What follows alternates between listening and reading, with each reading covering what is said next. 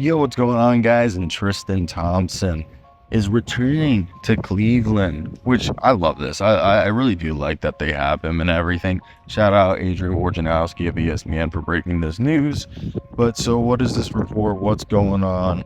And why is it a big deal? I mean, I wouldn't say it's a huge deal, but the Cavaliers obviously bringing back Tristan Thompson's a big part because seemingly he's become, in my opinion, a culture setter or like a team leader or builder, which I think they very much value his presence on the roster. So he's obviously played 10 of his 13 NBA seasons with the Cavaliers, and he's returning to a team that is valuing his leadership. Now, Tristan Thompson at this point, what is he even bringing to the table?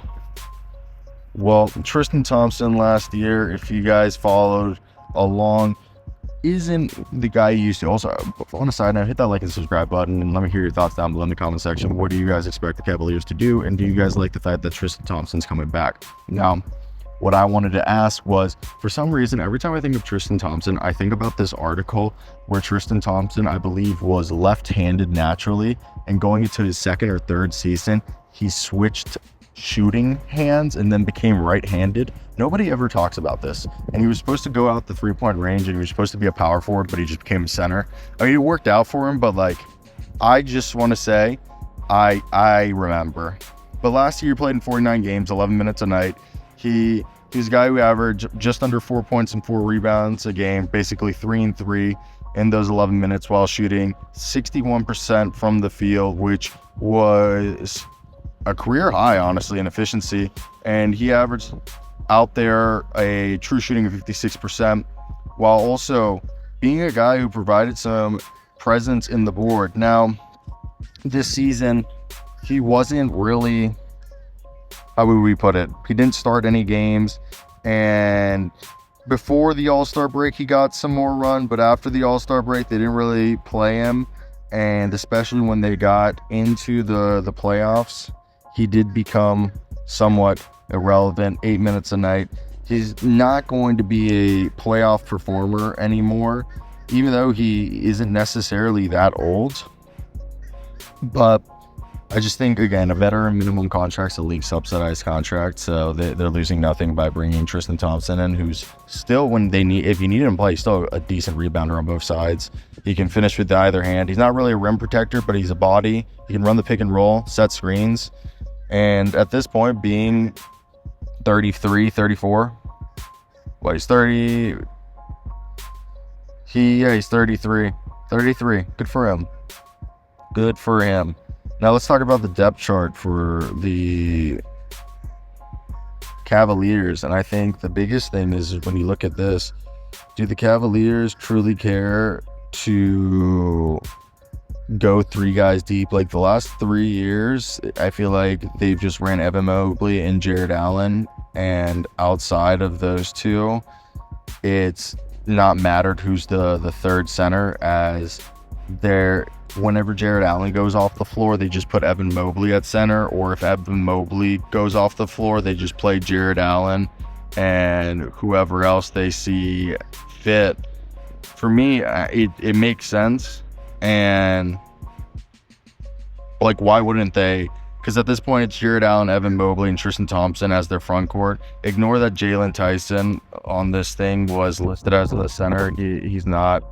But I just think when you look at what the roster construction, he's just a solid guy that they have there to be a good stopgap for them.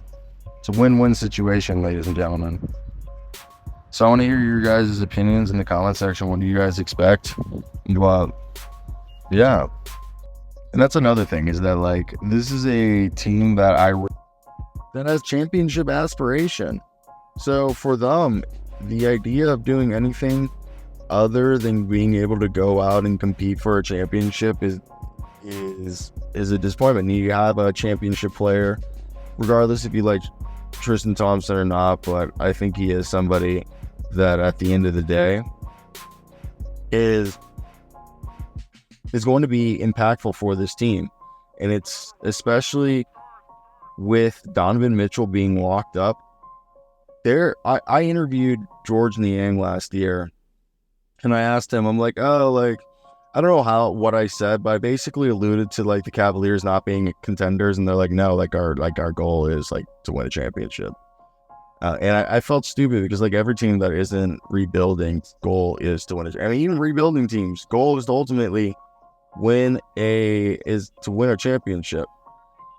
Whether you believe that team can or can't, like a team like the Cavaliers or the Bulls or whoever else we want to use as an example, all have aspirations to be championship contenders. With the rosters that they have, they believe that they can contend. And I think that's something as basketball fans, we kind of forget because we just go like, oh, they are able to. When clearly anybody, I think, with a brain knows that basketball is a game that obviously there's dynasties, but it's a game of runs. So a team can get hot. It's not like soccer where you'll have like Leicester City win the Premier League, even though it's never gonna happen again with all the money that's flooded in. But you get what I'm saying. And that's the thing that interests me the most, is knowing that I think how teams are able to navigate the cap situation, especially with guys like Tristan Thompson being in free agency and being kind of viewed as potential players who can, provide to a team. I think that's something that it goes understated and gets overlooked because people are just so, especially with the NBA, they just think star power is what matters, and it doesn't really always. So for some people, I think that's where, I just think that's what like the NBA is just holistically,